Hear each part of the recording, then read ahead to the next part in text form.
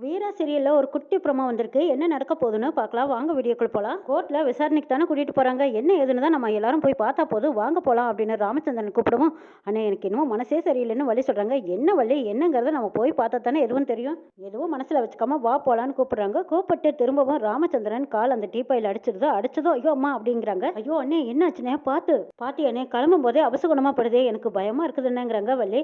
ஐயோ என்ன வள்ளி நீயும் பயப்படுறதும் இல்லாம நீ இருக்கிறவங்களையும் பயப்படுத்திடுவே போல இருக்கு. கவனிக்காம கால் எடுத்து வச்சுட்டு அது டீ பாயில பட்டுருச்சு. அதுக்காக போய் இதையெல்லாம் அவசரம் நினைச்சிட்டு இருப்பியா?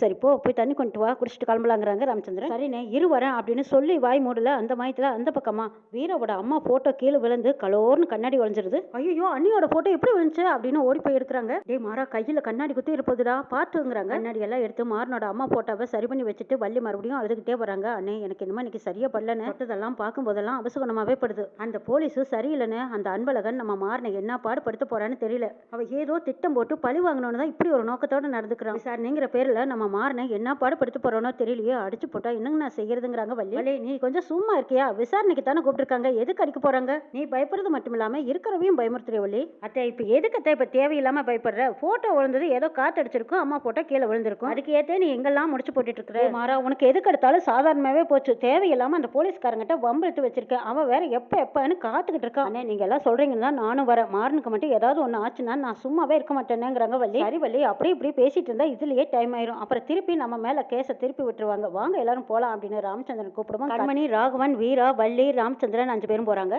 வீரா நான் கோயிலுக்கு போயிட்டு வந்துடுறேன்னு சொல்லிட்டு அம்மா சமாதிக்கு தான் போயிருக்காங்க. காவேரியோட சமாதியில தீவத்தை ஏத்தி வச்சு சாமி கும்பிட்டு இருக்காங்க. வீரா உங்க பையன் என் கழுத்துல விருப்பம் இல்லாம தாலியை கட்டினாலும் இன்னைக்கு அவன் நல்லவன்னு தெரிஞ்சுக்கிட்டு என் மனசை நான் மாத்திக்கிட்டு அவன் கூட வாழ ஆசைப்படுறேன். மாறன் ரொம்ப ரொம்ப நல்லவன்னு புரிஞ்சுக்கிட்டு அது மட்டும் இல்ல மத்தவங்க செஞ்ச தப்புக்கு இவன் பழி ஏத்துக்கிட்டு இருக்கான். இப்பவும் செய்யாத தப்புக்கு தான் பழி ஏத்துக்கிட்டு இன்னைக்கு தண்டனை கொடுக்க போறாங்க. செய்யாத தப்புக்கு இவன் ஏன் தண்டனை அனுப்பிக்கணும்? எப்படியாச்சும் இந்த கேஸ்ல இருந்து நான் மாறனை காப்பாற்றியே ஆகணும். அவன் எல்லாரும் முன்னாடியும் நிரபராதின்னு நான் நிரூபிச்சாகணும். அதுக்கு நீங்க தான் என் கூட எப்பவும் துணையா இருக்கும். வீரா கண்ணை மூடி காவேரியை நினைச்சு சாமி கும்பிட்டு இருக்கிறாங்க. அப்பங்க பார்த்து காத்தடிச்சதும் உடனே தீபம் அணைஞ்சிருது. கண்ணு முழிச்சு பாக்குறாங்க வீரா. வீரா பார்த்ததுமே அதிர்ச்சி ஆகுறாங்க. அம்மா என்னது ஏற்றி வச்ச தீபம் அணைஞ்சிருக்கே, அப்ப நீங்களும் எனக்கு துணையா இருக்க மாட்டீங்களா? கைவிட்டுருவீங்களா? செய்யாத தப்புக்கு மாறன் தண்டனை அனுபவிச்சுதான் ஆகணுமா? மாறன் தண்டனைக்கு ஆளானவன் கிடையாது. அவன் எந்த தப்புமே செய்யல. செய்யாத தப்பை ஏத்துக்கிட்டு அவ்வளவுதான். இதுக்கு பின்னாடி யாரு இருக்காங்க என்னங்கிறது இன்னும் உண்மை தெரியல. மாறன் எதுக்காக யாரை காப்பாத்துறதுக்காக இப்படி மறைக்கிறாங்கிறது எனக்கு எந்த விஷயமே தெரியாது. எல்லாமே உங்களுக்கு தான் தெரியும். நீங்க தான் எனக்கு சப்போர்ட்டா இருந்து எப்படியாவது மாறனை காப்பாற்றணுமா? திரும்ப வந்து நான் மாறன் கூட வாழ ஆசைப்படுறேன். நீங்க எனக்கு துணையா இருப்பீங்க. மாறனை எப்படியாவது இந்த கேஸ்ல இருந்து விடுவிப்பீங்கன்னு நம்பிக்கையோடு நான் போறேன்னு சொல்லிட்டு அங்க இருக்கிற விளக்குல தீபத்தை ஏற்றி வச்சுட்டு வீரா அங்கிருந்து போறாங்க. நேரா வீராவும் கோர்ட்டுக்கு போறாங்க. அங்க ராமச்சந்திரன் குடும்பமும் கோர்ட்ல இருக்காங்க. கோர்ட்ல விசாரணை நடக்குது. மாறனை என்ன கேஸ்ல இவனை அரெஸ்ட் பண்ணி வச்சிருக்கீங்கன்னு கேக்குறாங்க நீதிபதி. ஒரு ஆக்சிடென்ட் கேஸ்ல தான் இவன் பேர்ல எனக்கு சந்தேகமா இருக்கு. அந்த ஆக்சிடென்ட் பண்ணவரோட வீட்டுல தான் இவங்க பொண்ணு எடுத்திருக்காங்க. விட்னஸ் வீட்ல பொண்ணு எடுத்ததுனால அடிக்கடி அங்க விசாரணை வேண்டாமேன்னு இவனை நான் ஒரு நாள் ரிமாண்ட்ல வச்சு இவங்கிட்ட நான் விசாரிக்க நினைக்கிறேன். இது என்னோட சொந்த கேஸை எடுத்து நடத்துறேங்கிறாங்க ஆளவன் தான்.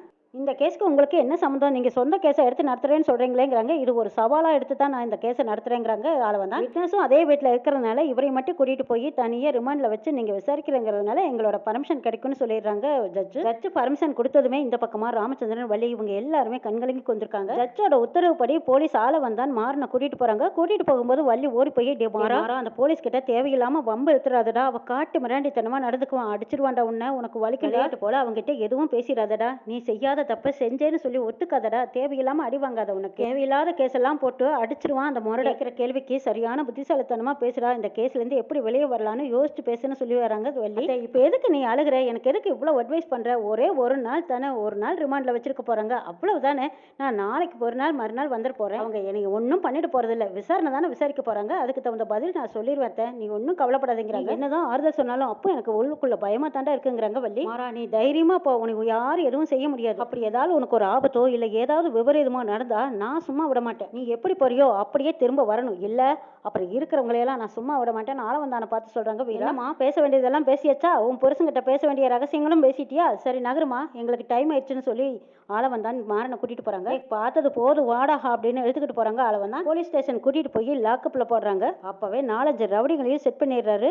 மாறன் இருக்கிற லாக்கப்லேயே அந்த 4-5 ரவுடிகளையும் உள்ள சொல்லி அனுப்புறாங்க. அவனுங்களும் அதுக்கேற்ற மாதிரி மாறன் கிட்ட வம்பிழுத்துக்கிட்டே இருக்காங்க. மாறனும் கொஞ்ச நேரம் பொறுமையா இருந்துட்டு இதெல்லாம் அந்த ஆளை வந்தான் ஏற்பாடு பண்ண ஆளுக்கு தான் அப்படின்னு புரிஞ்சுக்கிட்டாங்க. இருந்தாலும் சரி பொறுமையாய் காத்திருப்போன்னு காத்திருக்காங்க. அந்த ரவுடிகள் அளவு மீறி அத்துமீறி மாறன் கிட்ட நடந்துக்கிறாங்க. மாறனும் பொறுமையா இருந்துட்டு பொறுமையை இழந்து மறுபடியும் அடிக்க ஆரம்பிச்சிடுறாங்க. அடிதடி நடந்துட்டு இருக்குது. அப்ப அங்க இருக்கிற கான்ஸ்டபிள் எல்லாரும் ஓடி வந்து, ஏப்பா ஒரு நாள் தானே உன்னை வச்சாங்க, நீ என்ன ரவுடித்தனம் பண்ணிட்டு இருக்க?